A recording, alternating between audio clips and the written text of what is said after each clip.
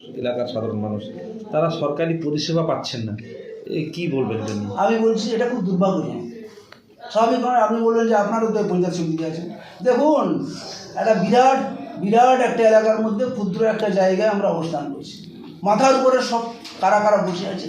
আমার জেলা পরিষদ নেই, আমার বিডিও আমার পঞ্চায়েত সমিতির কথা শোনে না, বিডিওর মতো। এখানে একটা নির্বাচিত পঞ্চায়েত সমিতির বোর্ড আছে, সেই বোর্ডকে কোনো রকমের মান্যতা না দিয়ে নিজের মতো করে চালাবে।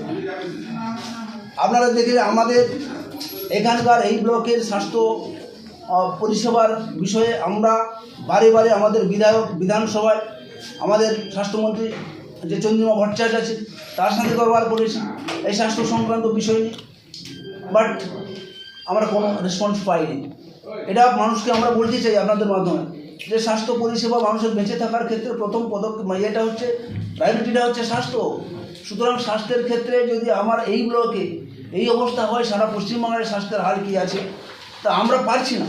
কারণ আমাদের মাথার উপরে যারা বসে আছে তারা আমাদের এই ব্লকটাকে তো কোনোভাবে কাজ করতে দিচ্ছে না। সুতরাং স্বাস্থ্যের ক্ষেত্রে ওর একই অবস্থা। আমরা বহু চেষ্টা করেও আমরা এর কোনো সমাধান সূত্র খুঁজে পাইনি। আমরা বিএমএর সাহেবকে বলেছি, বিএমএর সাহেবেরও করার কিছু নেই।